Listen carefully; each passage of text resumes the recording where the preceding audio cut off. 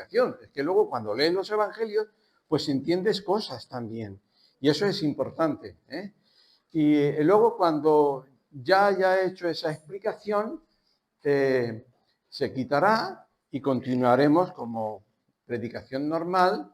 Se pondrá desde allí los textos que voy mencionando para que podáis leeros, no para que os acomodéis tanto que digan, no. Allí ya los ponen, no hace falta que tengamos ni Biblia, ¿vale? Bueno, quedamos así, ¿de acuerdo? Entonces, fijaros bien. Primer tema.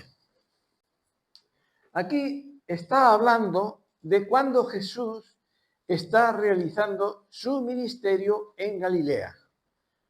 Cuando leáis los evangelios o cualquier otra cosa, como cuando lees en los Hechos de los Apóstoles, ves que en los Hechos de los Apóstoles llegan a una ciudad y de repente los quieren tratar como dioses, luego los quieren matar.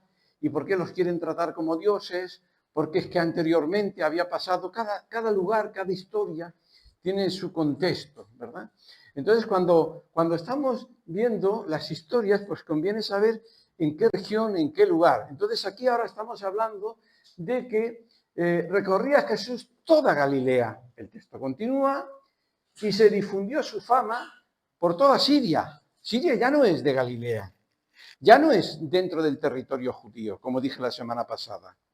Siria es un territorio gentil y pagano, ¿de acuerdo? Pero su fama, ten en cuenta que en estos territorios que rodeaban todo lo que es el territorio de los judíos, también había judíos que vivían allí en otro sitio, ¿de acuerdo?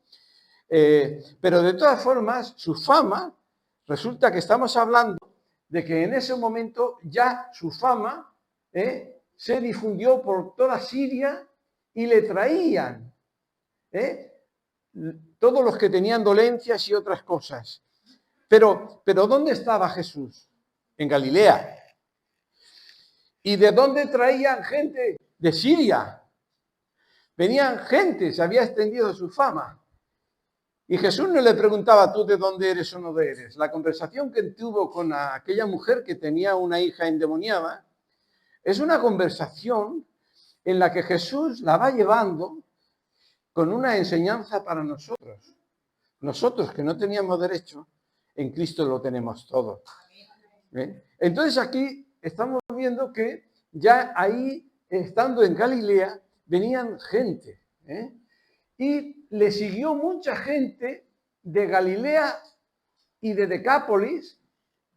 ¿Dónde es Decápolis? Es gentil. El endemoniado Gadareno, ¿de dónde era? De Decápolis. Decápolis son 10 ciudades. Una de ellas era Gadara, que estaba cerca del mar de Galilea, pero por el otro lado. Entonces, le seguían gente de allí. Ten en cuenta, y de Jerusalén, y de Judea, y del otro lado del Jordán. O sea que estamos hablando de un momento en que ya su fama se ha extendido. Se ha extendido no solamente por todas las tierras de Judea y en Jerusalén, sino que también se ha extendido por los lugares de esos lugares de fuera, también en Samaria y en todos esos sitios. ¿Puedes pasar al siguiente? Bien, aquí tenéis los territorios judíos. Esto lo puse el domingo pasado.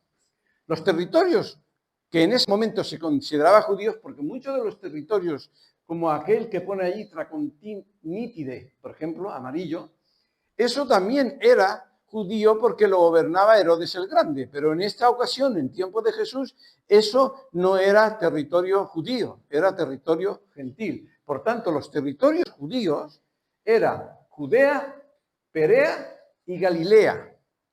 Ahora estamos hablando de Galilea. Jesús estaba en Galilea. ¿De acuerdo? Entonces, fíjate que alrededor de Galilea, aquello, Sirofenicia, estaba Tiro y Sidón, luego está esta parte, Cesarea de Filipos, también eso es territorio gentil, y luego venimos a la Decápolis, que ahí pone Gadara, no lo veréis de tan lejos, Gadara, todo eso está bordeando el lago de Galilea, el mar de Galilea. Está Galilea, Sirofenicia, aquello otro y esto otro. ¿verdad? Entonces Jesús estaba en Galilea. Ahí está Cafarnaúm, en ese lado, pegando al mar de Galilea, y poblaciones que son judías. Puedes pasar al siguiente. Entonces, estando en Galilea, ya su fama se ha extendido también y le venía gente de las tierras paganas, vamos a decir. Estamos hablando de los territorios que rodeaban al territorio judío. No estamos hablando todavía de que vinieran de otros sitios porque todavía no habían ido, ¿verdad? No habían ido los apóstoles a esos sitios abiertos. En Pentecostés es cuando vinieron de muchos sitios más lejanos y allí conocieron que había llegado la promesa del Espíritu que los profetas habían dicho, y todo a través de Cristo Jesús, ¿verdad? Entonces aquí fíjate que en Marcos 7, la semana pasada vimos, levantándose de allí ¿de dónde? De Galilea. Se fue a la región de Tiro y de Sidón.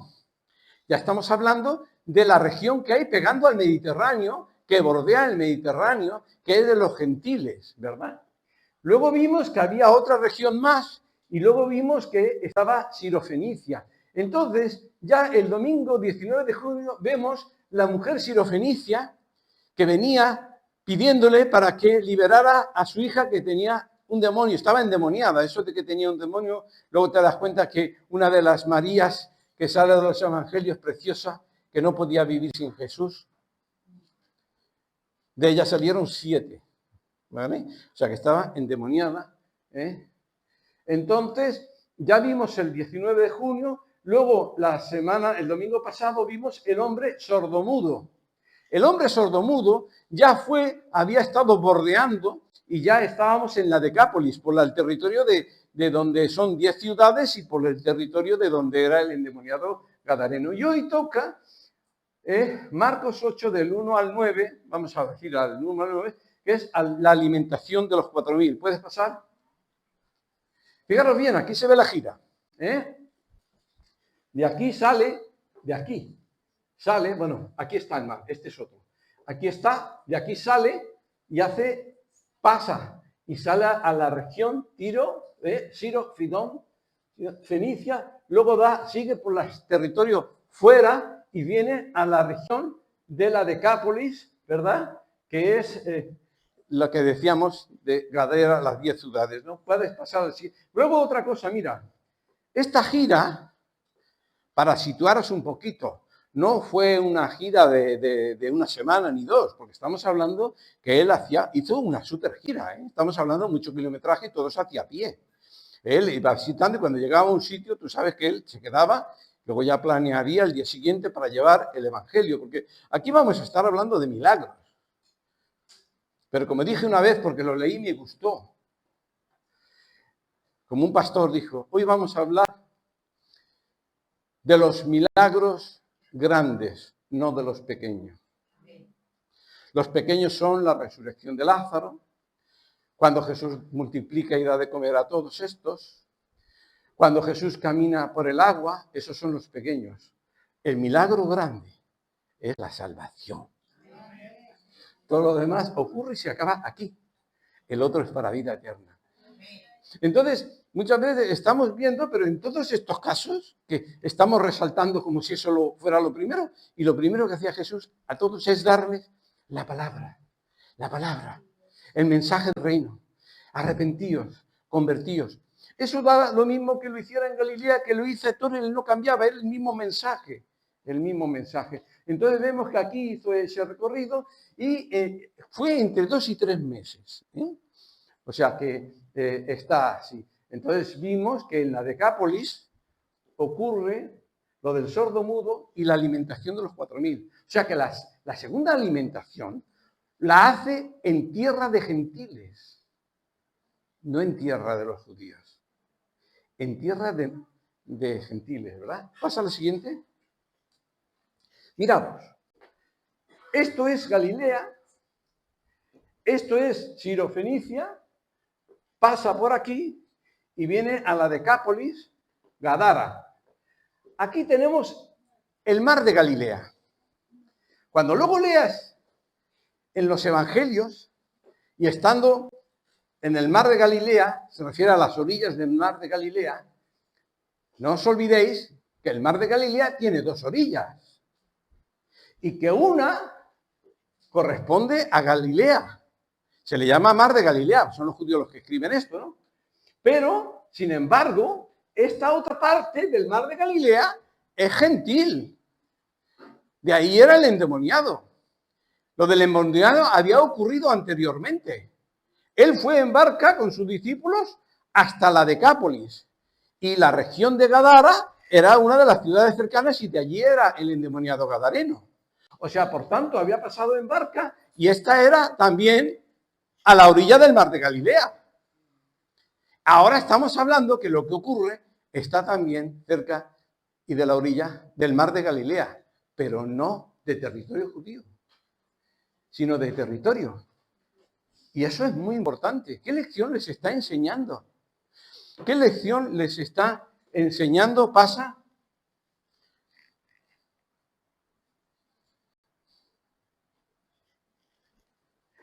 Este es el mar de Galilea, para que os enteréis.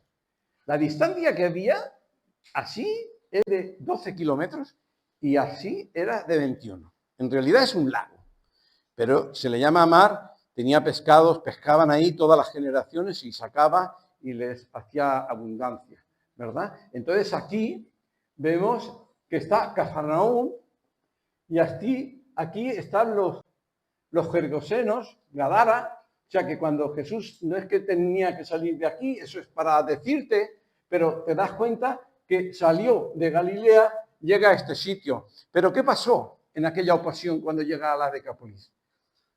Le pidieron por favor que se fuera. ¿Qué le tenían? Miedo. Si porque los testigos lo dijeron, si echó a una legión de demonios, tenía ese poder y esa autoridad. Les entró miedo. No le dijeron, ¿por qué mis cerdos, 2000 cerdos, se nota que era territorio pagano y tal, sino que les entró miedo y los que vinieron de allí le pidieron por favor que se fuera. Pero ahora ya no ha venido en barca, ha pasado tiempo. ¿Por qué se había difundido tanto la fama? ¿Qué hizo el gadareno? ¿Por qué venían a Jesús? Qué importante es lo que hablamos. ¿Quién extiende la fama de Jesús si no son los suyos? ¿Quién extiende la fama? Entonces, te das cuenta que ahora iba haciendo el recorrido porque la fama suya le había abierto las puertas de los corazones. Ahora no es vete porque te tenemos miedo. Ahora nos ha llegado el mensaje de que tú traes salvación, que tú traes misericordia. Y la gente venía a él. Los mismos que lo habían echado, ahora venían a él. Y es hermoso y estaba allí y todavía era el tiempo, como dijo a aquella mujer, no es el tiempo, es para los hijos. Y ella le habló. ¿Puedes pasar al siguiente? Bueno, ahora ya es más letras. Entonces os digo, la primera multiplicación que habla en la Biblia fue en la región de Galilea. Y fue se hizo el cálculo de 5.000 hombres, sin contar mujeres y niños. ¿De acuerdo? Eso ocurrió un día. ¿Qué quiero decir? Que Jesús desembarca, bien, están allí, en la región de Galilea, y cuando llega la noche, era un día. Pero en la historia de hoy, esa gente salió de lejos incluso para venir a Jesús y ya estaba allí 3 días. Quiere decir que cuando se hiciera la noche dormirían allí mismo, no iban a ningún sitio, porque la palabra dice que era un lugar desértico. Por tanto, dormirían y al día siguiente estaban allí y el día siguiente estaban allí. Era un lugar desierto, se les acabó ya la comida, ¿verdad? Entonces hay diferencia. Esta fue de 3 días, Entonces yo me pregunto, ¿eran 4.000 solo los que había? ¿O algunos cuando le llegó el hambre se rieron, se fueron? porque aquí dice que a uno se les acabó la comida, ahora lo leeremos, hasta tal punto que dice Jesús que si los deja irse como viven lejos, se desfallecen por el camino. O sea que yo no sé si había 4.000 o 4.000 son los que quedaron, porque los que quedaron que habían venido a Jesús, ¿verdad? Prefirieron estar con Jesús que el hambre. Fíjate bien. Pero Jesús lo sabía. Jesús sabe todo. Jesús sabe todo. Entonces, aquí empieza ese título, o sea, vamos a leer Marcos 8, del 1 hasta el 9, pero me gusta, hay uno de los comentarios que tengo, me gusta, lo divide en 3 bloques. El texto lo divide en 3 bloques, le pone 3 títulos. Entonces, en esta primera parte, del versículo 1 hasta el 3, Jesús se preocupa. La ha puesto, Jesús se preocupa. No solamente ahí se ve que se preocupa. El mensaje ahora, ¿para qué está escrito? ¿Para qué está escrito? Dice, todo ha sido escrito para nosotros, para que quede constante.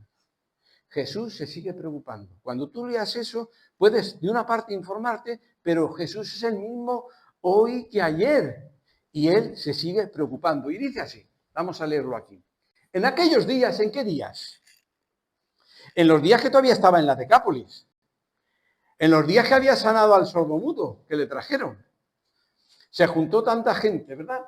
En aquellos días, como había una gran multitud y no tenían qué comer, aquí está hablando ya de que han pasado los 3 días. Antes de la multiplicación de panes para darle de comer, ya habían pasado 3 días que estaban allí. Resulta que seguía habiendo una multitud. En aquellos días, como había una gran multitud y no tenían que comer, Jesús llamó a sus discípulos y les dijo, tengo compasión de la gente, porque ya hace 3 días que están conmigo y no tienen que comer. Y si los enviare en ayunas a sus casas, se desmayarán en el camino, pues algunos de ellos han venido desde lejos. Estos versículos hablan de que Jesús se preocupa. Jesús ve lo que no se dieron cuenta otros. Jesús conoce lo que hay, tu preocupación que tú has venido aquí, traes en el corazón y tienes una cara como que no pasa nada. Pero el Señor oye tus lágrimas, el Señor sabe tus cosas y Él se preocupa. Pasa al siguiente, entonces el siguiente abarca desde el versículo 4 al 7 y lo han titulado en este comentario, Jesús provee. Y eso sigue siendo. Ahora cuando entremos en detalles, no es que pueda extenderme mucho, pero que vayas pensando que todo eso está escrito para decirte, yo soy el mismo hoy que ayer, no he cambiado. Pero ahora hay una diferencia. ¿Tú lo has aceptado? Como decimos, Cristo reina. Yo he aceptado a Cristo como un rey, reina en mi vida, reina en mi casa, por tanto, verdaderamente yo le tengo abierto, yo me lo creo. Digo, Jesús, tú eres el que provee. Los de Nazaret se quedaron sin la bendición y la provisión de Dios.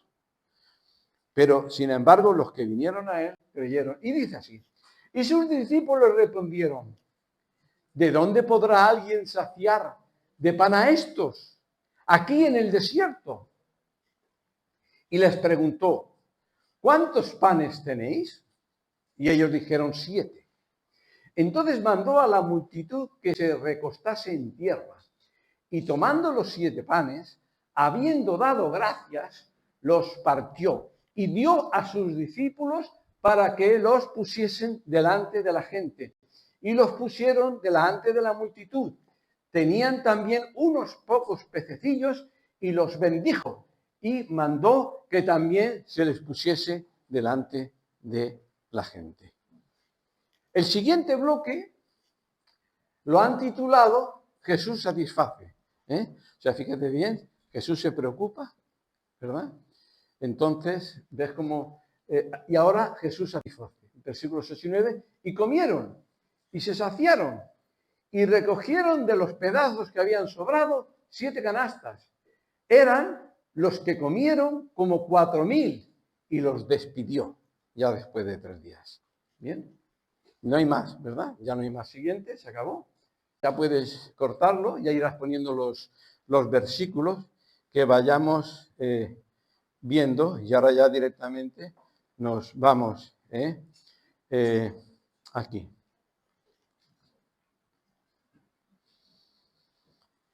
Fijaros bien, porque cuando entras en la palabra de Dios, yo cuando estaba viendo esto, es tanto, que, en fin, solamente de este texto podríamos hacer una serie.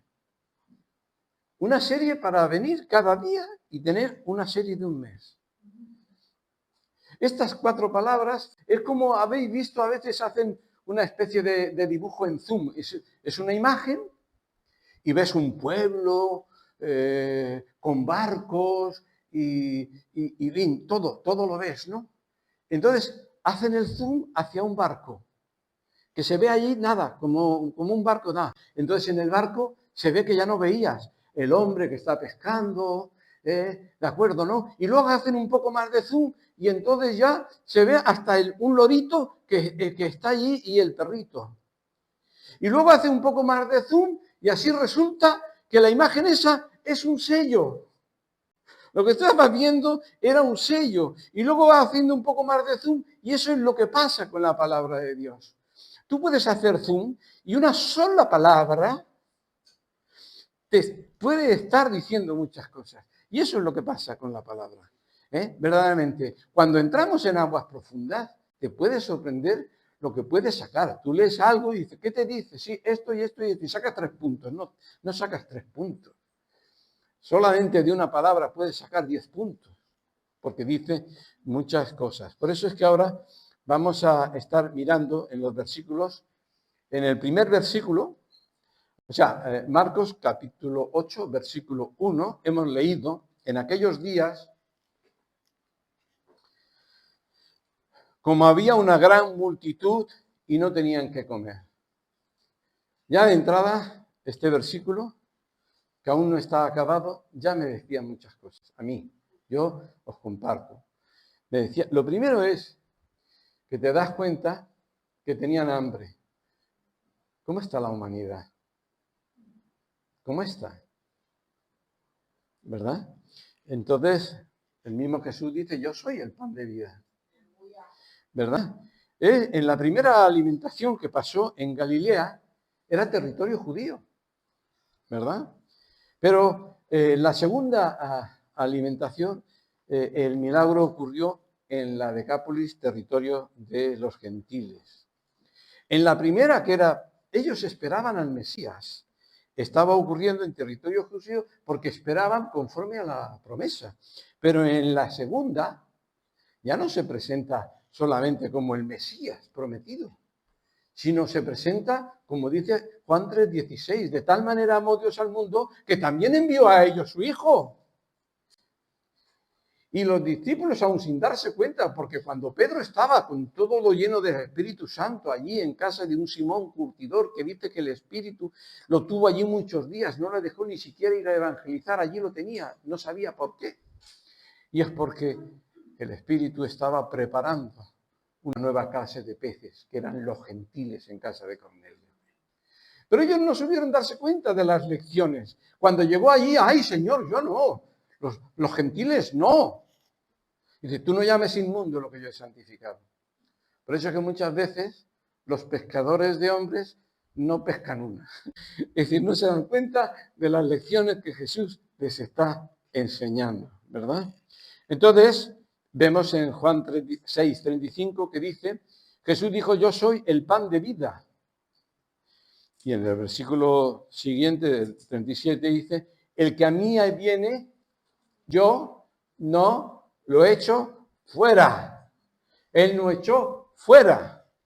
Cuando hablan como la samaritana, que me encanta cómo la va llevando a que ella reconozca que es pecadora. Cómo va llevando a que él necesita el Mesías que le explique todas las cosas. cómo la va llevando a esa necesidad. Y cuando Jesús le dice, soy yo, sale corriendo de gozo, ha encontrado. Y era gentil, era samaritana, ¿verdad? No es que no era gentil, pero vemos que ellos también, cuando se enteran, se llenan de gozo. ¿Qué gozo le entró a Cornelio? ¿Qué gozo le entró al eunuco etíope? ¿Qué gozo les entran? Ellos también necesitan a Cristo, ¿verdad? Entonces dice,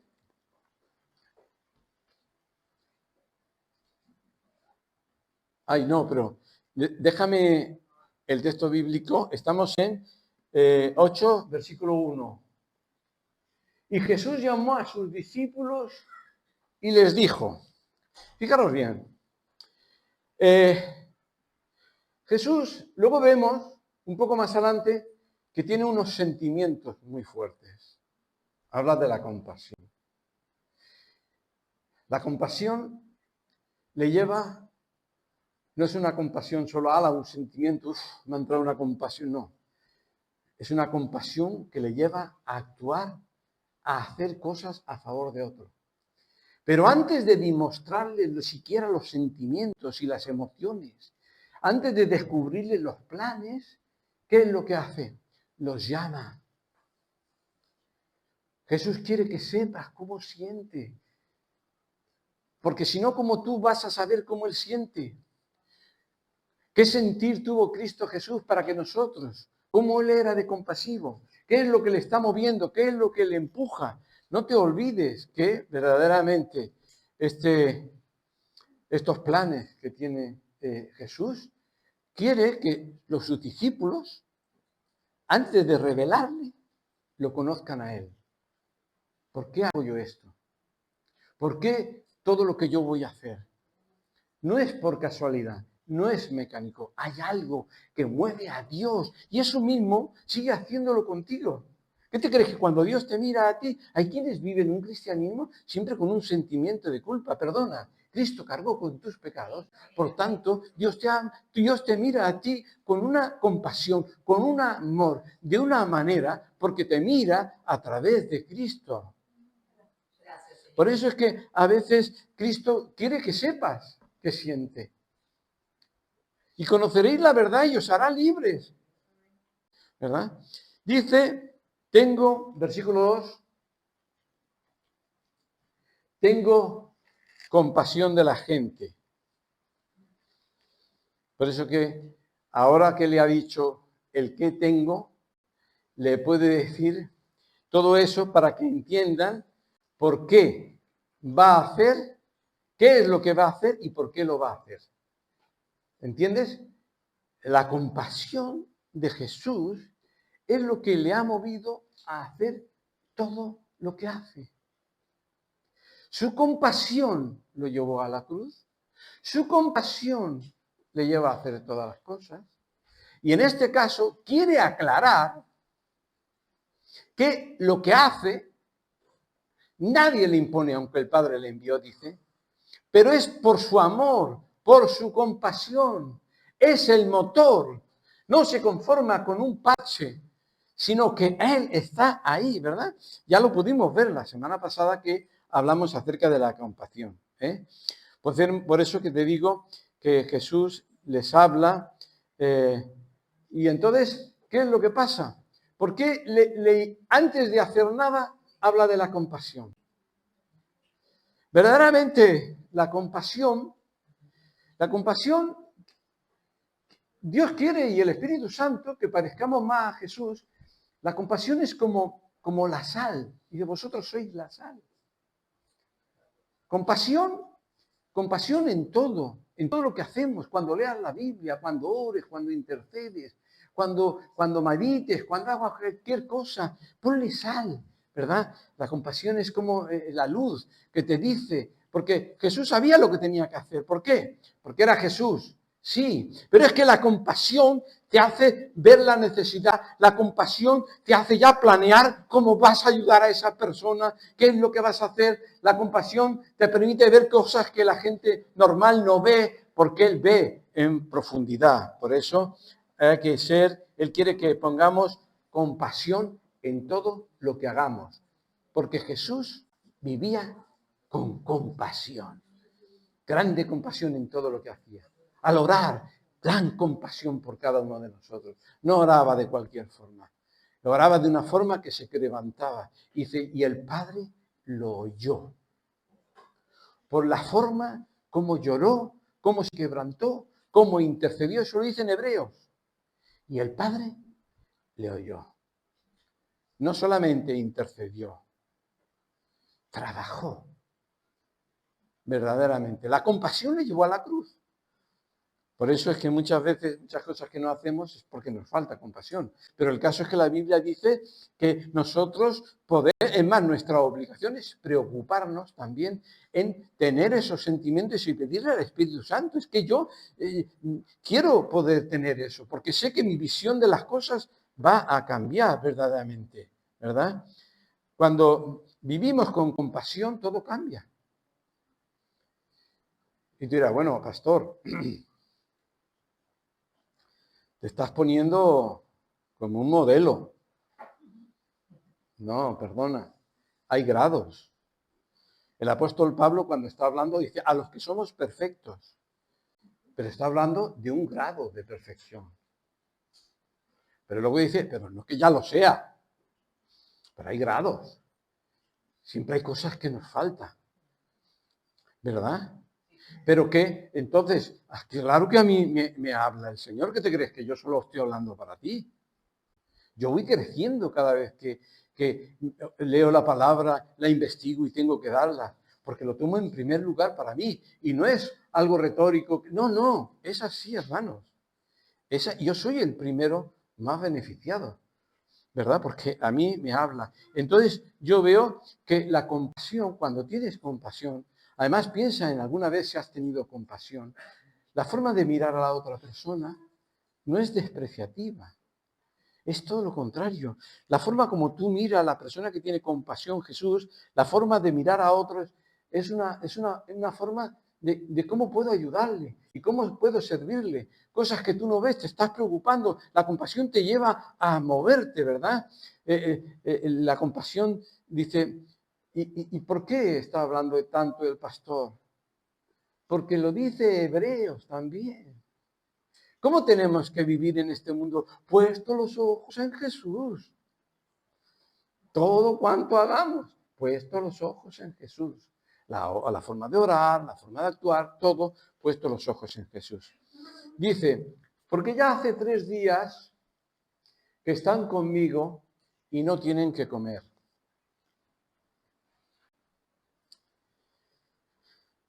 Jesús sigue siendo el mismo.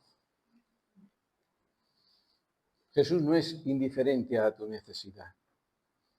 Jesús no me oye, le pregunto, no se preocupa, no es indiferente, pero fíjate hasta los detalles. ¿Te has dado cuenta de los detalles?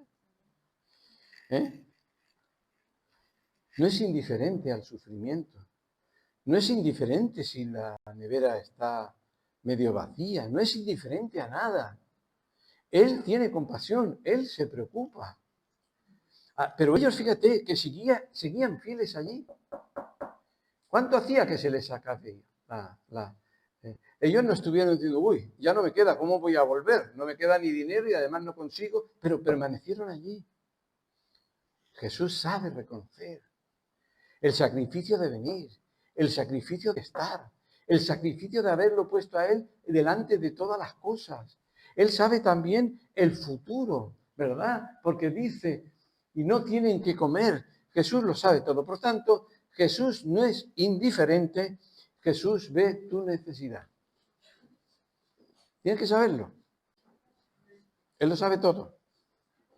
Incluso sabe cosas que tú no sabes, ¿verdad? Todos tus problemas, ¿verdad? Sin olvidar eso, que Jesús sabe lo que más nos conviene y cuándo es el momento para hacerlo. Dice el Salmo 34, 18, cercano está Jehová a los quebrantados de corazón. Cercano está. Quizás tú no lo veas, pero si la palabra te dice que cercano está. Y ahora más a nosotros, que ya no está cercano, es que está dentro de mí, el Espíritu Santo que Él ha puesto en nosotros, ¿verdad? Por eso es que dice el versículo 3, ¿puedes ponerme el 3? Y si los enviare en ayunas a sus casas, se desmayarán en el camino, pues algunos de ellos han venido de lejos. Fíjate bien porque, no sé, no solamente conoce tu problema, sino que conoce los peligros que aún no te han venido a ti.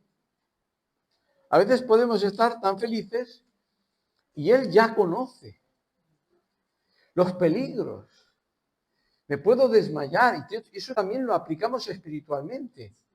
Cuando uno está cansado espiritualmente, Él conoce el cansancio, Él conoce tus necesidades y los peligros que te esperan que tú no sabes que te van a ocurrir por el camino. Y Él se preocupa antes de que vengan, se preocupa para que no ocurran. Es verdad, porque Jesús lo ve todo y nos mira con compasión. Y entonces Jesús ha venido primeramente. Hay peligros. Cristo ha venido. Cristo está queriendo solucionar esos peligros que aún no se ven. ¿Acaso no vino Cristo a solucionar los peligros que teníamos anteriores? Cristo vino a la cruz a solucionar nuestro pasado.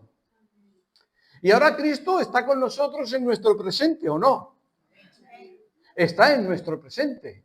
Yo estaré con vosotros todos los días del fin del mundo. Dice, todo cuanto se ha escrito es para nuestra enseñanza. Y nos está hablando a nosotros. Yo tengo que coger la palabra y comerla. Y tengo que personalizarla. Tengo que hacerla mía. David no dice, Jehová es el pastor. No, dice, es mi pastor. Es el que cuida de mí. Tengo que asimilarlo.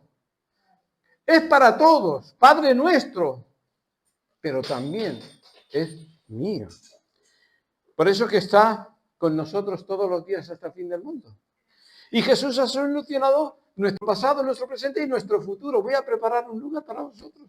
Tranquilo, yo volveré. No es cuestión de 1000 años, más o menos, ni menos. Estamos hablando de la eternidad. ¿Sabes lo que es la eternidad?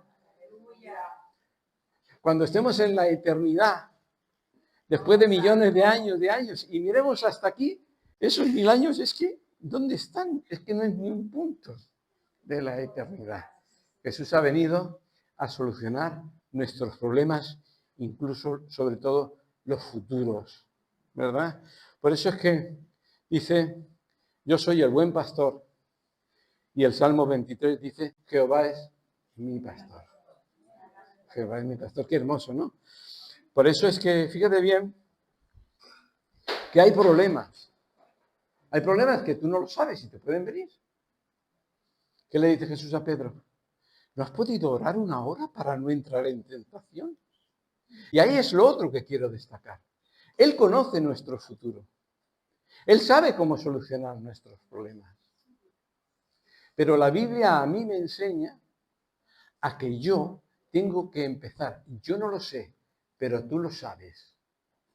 Yo cada mañana encomendaré mi camino. Yo te pido a ti, Señor, que tú lo soluciones este día. Líbrame del mal, líbrame de la tentación, dame sabiduría para hacerlo. Encamíname los caminos. Luego te das cuenta que mira por donde ibas a ir por aquí, pero ibas a ir por el otro lado y luego resulta que mitad de la casa se cayó. 1000 cosas, todo poner tu vida en las manos del Señor. Él tiene tu futuro, pero Él quiere que tú sepas que tu futuro es Él. No existe futuro. Nuestro futuro es Cristo. Por eso es que damos gracias, ¿verdad? Fíate en Jehová con todo tu corazón y no te apoyes en tu prudencia propia. Reconócelo en todos tus caminos y Él enderezará tus veredas. Hemos visto que la primera parte, en los primeros 3 versículos, de los cuales ya me he pasado de tiempo solo con ellos, hablamos de que Jesús se preocupa. Y ahora en los siguientes, que son a partir del versículo 4, puedes ponerme el 4, aquí empieza ese grupo en el que Jesús provee. Vamos a mirar te digo que no lo sé. No sé si siempre hubo 4.000, más o menos, o hubo muchos y se fueron, pero estos permanecieron allí.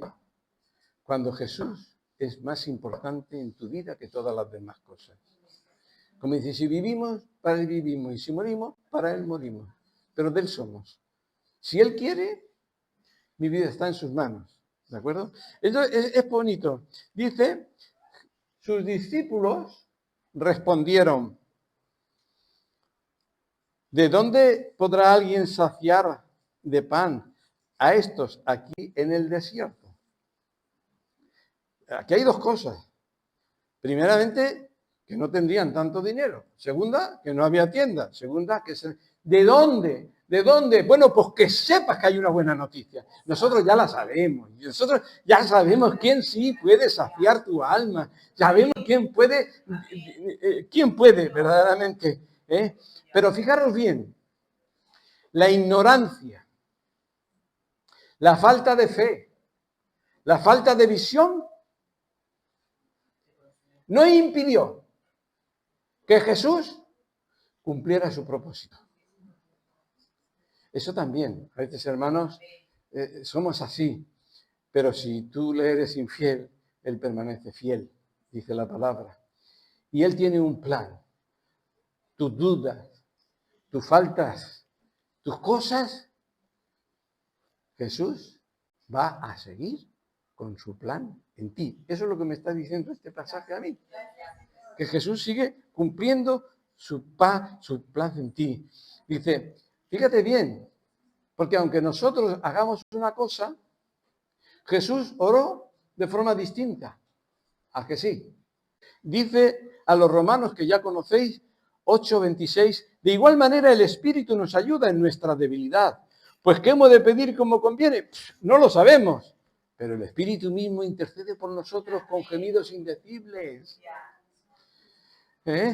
No conforme a lo que nosotros, sino que el Señor cumplió su plan, pero quiso que ellos lo vieran, que ellos lo hicieran, ¿verdad? Por eso es que la respuesta de Jesús es como esa moneda de dos caras.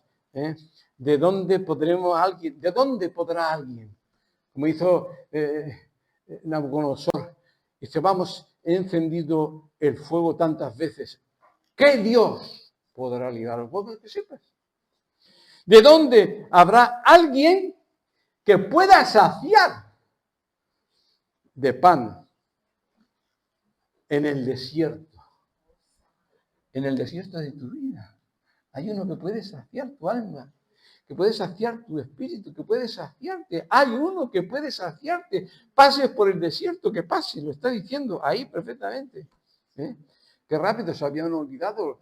La otra multiplicación que había ocurrido antes de la gira, puede entre 3 y 6 meses, que lo hayan hecho, qué rápido lo habían olvidado, ¿no? A veces nos olvidamos, te da una enseñanza, pero es que te cuesta creer. La tendencia humana es a la incredulidad, no entiende lo divino. Pero hay un mensaje, pero yo sí sé mi plan para contigo. Aunque a ti te cueste entenderlo, yo tengo un plan, ¿verdad? Y a mí esto te dice, yo sí puedo. Yo soy el que sí puede, ¿verdad? Por eso es que damos gracias al Señor. Señor, pues, unos segunditos ahí. Gracias, Señor. Porque yo sé que tú acabarás el plan tuyo para conmigo. Gracias, Señor. Porque mi vida está en tus manos, ¿verdad? Versículo 5. Y les preguntó, ¿cuántos panes tenéis? Y le dijeron 7. ¿Qué les preguntó Jesús? A ver, ¿con qué no podemos contar? Mira, con lo que no puede contar a Jesús no le importa. Jesús, hay quienes no salgo porque es que me falta, tengo que seguir estudiando. No, perdóname. Jesús te pide lo que tienes. Hay a veces que incluso dice a Moisés, no, ¿cómo voy a ir si ahora ya no sé hablar? 40 años en el desierto, he perdido hasta el habla. Ya no sé hablar y solo hacía que poner pegas. ¿Y qué le dice el Señor? ¿Qué tienes en la mano? ¿Qué es lo que tienes? No lo que no tienes. ¿Qué es lo que tienes? Una vara seca, me sobra, me vale, me basta. Me es suficiente. Hermoso, por ejemplo, esto que dice, bueno, y le dijeron 7. 7, ¿verdad? Por eso es que, fijaros bien, porque dice luego el texto que está siguiente. Entonces mandó a la multitud, fijaros bien, ahora volveremos al primero, y tomando los 7 panes, habiendo dado gracias, partió y lo dio a sus discípulos para que lo pusieran delante de la gente. Vuelve al versículo de antes. Pero si eran 12, eran 12. ¿Qué hizo con 7 panes para que pudieran todos los discípulos repartir? Los partió. Los partió. ¿Y qué hubiera pasado si en vez de 7 era un pan nada más? Lo partió. Lo partió en más trozos y le dio a los 12. E incluso él no necesita ni ese pan. Porque él transformó el agua en vino.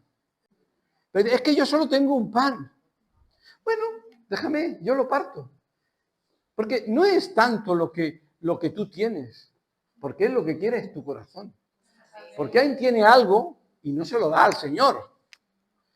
Él quiere tu corazón. Si él tiene tu corazón, pues como aquella mujer que Jesús la miró y vio que estaba dando todo lo que tenía. Y era nada. Pero seguro que a esa mujer, aunque la Biblia no lo dice, le llegó la bendición. Le llegó la bendición. ¿Verdad? Por eso es que dice eso. ¿Qué es lo que tienes? Y hay un texto que a mí muchas veces, puedo haberlo mencionado, que dice en Apocalipsis: yo estoy a la puerta y llamo, y si alguno oye mi voz y abre la puerta, entraré a él, cenaré con él y él conmigo. Estas 2 palabras son fulminantes. Cenaré con él significa que yo le pongo, yo le doy. ¿Qué le doy? ¿Qué le doy yo al Señor? Mis marrones, mis pecados, ¿qué le doy yo al Señor? Dame lo que tienes y yo lo multiplicaré en vida eterna. Y le di mis pecados en la cruz. Dame lo que tienes. Confía en mí. Y luego tú cenarás conmigo. Yo te voy a dar de lo mío. Pan del mejor. Dice, se saciaron y abundancia en lo que Él quiere para nosotros. Por eso es que muchas veces hasta darle nuestros pecados nos cuesta. No, hermanitos, no. Por eso es que damos gracias al Señor. Versículo 6 dice, que es rapidito.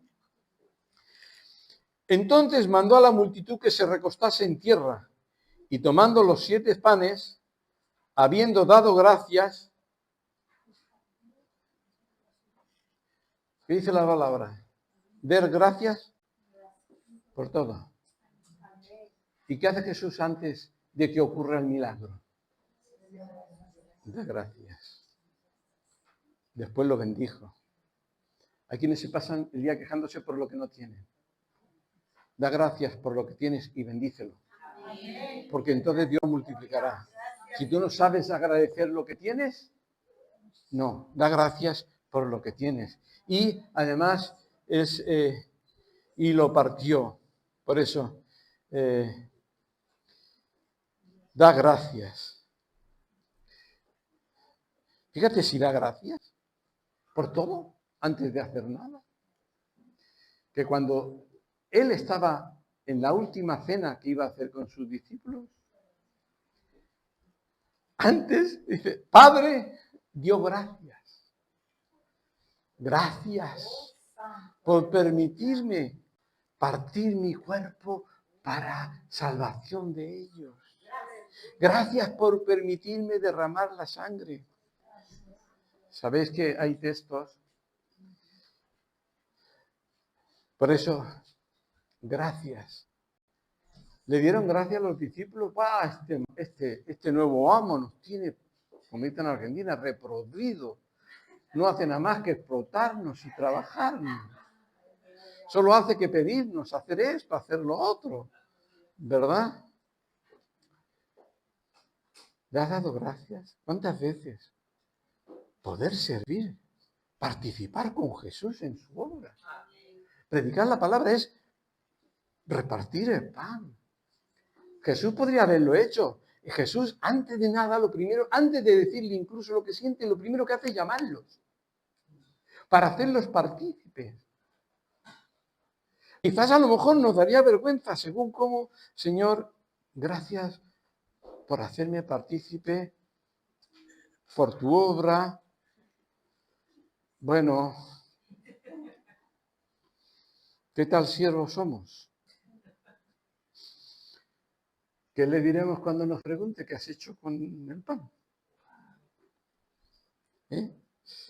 ¿Le has dado de comer a la gente? ¿Qué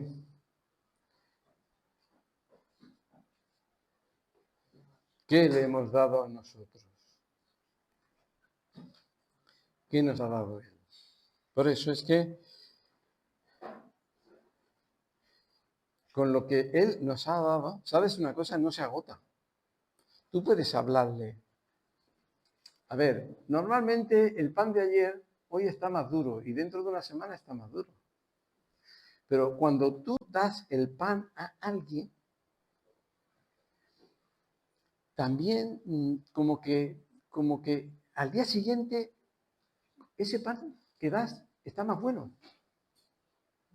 Porque te has hecho más pescador de hombres. En la batalla aprendes a luchar. Y resulta que uno que va dando el pan al cabo de un año, el pan que da aún es más bueno. Como le dice Pablo a Timoteo, dedícate, desarrolla el don que ha sido puesto en ti. ¿Vale? Entonces, no sé, gracias Señor porque nos has incluido en tu obra. Antes de compartir ya nos has llamado. Todo cuanto haces nos haces partícipes. No sé, es algo fuerte, hermanos, para tener en cuenta. Todo esto lo dice esta palabra. Por eso es que... y luego cuando dice, versículo 7, tenían también unos pocos pececillos y los bendijo. Y mandó también, pues, hace lo mismo con todo. Con todo. Antes de hacer el milagro, lo bendice. Lo bendice. Y con fe, sabiendo que eso, así, bendice, bendice, bendice. Bendice, verdaderamente, ¿verdad? Y os digo, dice Filipenses 1:29, porque a ustedes se les ha concedido por amor de Cristo no solo creer en Él, sino también sufrir por Él. ¡Wow! ¿Verdad? En fin, versículos 8 y 9, 8. Comieron y se saciaron y recogieron de los pedazos que habían sobrado 7 canastas. Hay quienes dicen que es el mismo relato de la misma multiplicación, pero que con otra versión, no, perdona. El mismo Jesús hace la pregunta, ¿cuánto recogisteis aquella vez? Tanto. O sea que el mismo Jesús está diciendo, son dos casos distintos. Las panes que se recogieron fueron distintos. Pero escúchame, no importa. Que si el número 7 es signo de plenitud, vale, de acuerdo, no importa. ¿Cuántos panes había? ¿Cuántos panes eran? 7. ¿Y cuántas cestas recogieron de panes? 7. ¿Qué te está diciendo el Señor? Bendice. Multiplica. Multiplica. Después de haber dado de comer, viene con 7. Es decir, no se agota. No se agota. Hay cosas que no se agotan. Normalmente uno cuando da tiene menos. No va por ahí. No va por ahí las cosas, ¿verdad? Por eso, a modo de conclusión, porque el tiempo se va, no importa. Dice, Señor, es que solo tengo un trozo de pan y duro. No importa. No importa. Mira, Señor, es que no tengo vino, solo tengo agua. Pues tómale, dale el agua. Ya se encargará Él de hacerlo en vino. De llenarte de la alegría del Espíritu. Ya se encargará Él, ¿verdad? Por eso es que damos gracias por lo que tenemos o no lo suficiente. Damos gracias por la buena comida de su palabra. ¿Sabes? Estaba yo pensando. La verdad es que muchas veces cuando dices, si dice, da gracias por todo. Vamos, ahora estoy en mi casa, voy a leer la palabra. Bueno, me voy a tomar un minuto para darle gracias. Gracias, Señor, porque esta buena palabra de vida eterna tiene un precio muy grande en Cristo Jesús. Agradécelo. ¡Wow! Es decir, todo, pon delante las gracias, valorando lo que el Señor nos da, bendiciéndolo. Bendice tu palabra en mi vida. Haz que la entienda, que tu espíritu me revele, como hiciste con lo de Camino a Emaús. Ayúdame, Señor, multiplica mi conocimiento. O sea, toda una serie de cosas. Damos gracias. ¿Por qué? Porque ahí estaba dando el pan de vida. Porque antes del milagro, en 3 días, ¿qué te pasa? Que solo empezó a hacer el milagro. ¿Cuándo hizo el milagro? ¿Cuál fue el milagro más grande que estuvo en esos 3 días? Todo el tiempo que le estuvo dando la palabra de vida eterna. La palabra de vida eterna, ¿verdad? Por eso, en el Éxodo nos enseña, cuando Israel sale, recogiendo un poquito lo que he dicho antes que dice la palabra, el Señor sabe todos los problemas y sabe cómo solucionarlos. Llegaron a un lugar, el agua era amarga. Gracias, Señor, porque tú estás con nosotros y tú tienes la solución. Y llegaron a un sitio, es que no había ni agua amarga ni buena. Gracias, Señor, porque tú estás en el desierto conmigo. Y tú nos vas a dar agua. Y salió agua de la roca. El maná no vino hasta que tuvieron hambre y entonces estás y no tienes que comer. Gracias, Señor, porque tú eres el que provees. Gracias. Y pasaron todo el Éxodo. Y todo eso está escrito ¿para qué? Para nosotros. Jesús ya tiene la solución a los problemas. No te hundas con el problema, confía en Él. Por eso es que, Señor, es un privilegio. Él tiene todas las soluciones a todos los problemas. Pero si hay algo que no entiendes y Él decide, te voy a llevar conmigo, pues eso es lo mejor. Confío en ti hasta ese punto. Jesús dice, el que cree en mí ya ha pasado de muerte a vida.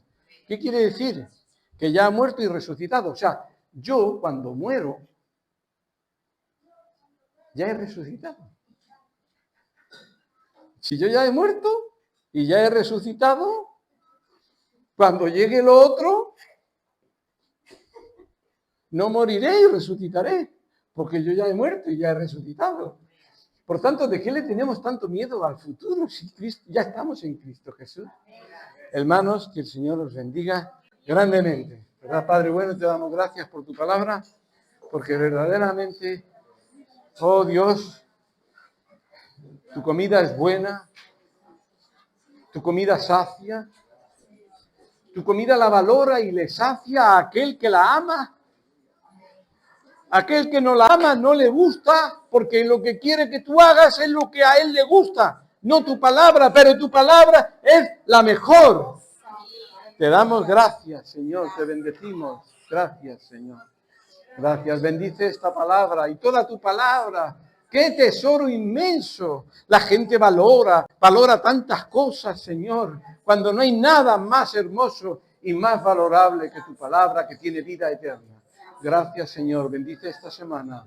Tú sabes y conoces todos los problemas que nos han ocurrido. Tú sabes todo lo que está por delante de nosotros, Señor. Ya lo ponemos delante de ti. Tú dices, Señor, yo encomiendo mi semana, yo te entrego mi semana, yo te entrego mi semana, yo te entrego mis problemas. Señor, yo te los doy para que tú los soluciones. Porque el Señor quiere que confíes en Él, quiere que se lo des, quiere. Gracias, Padre. En el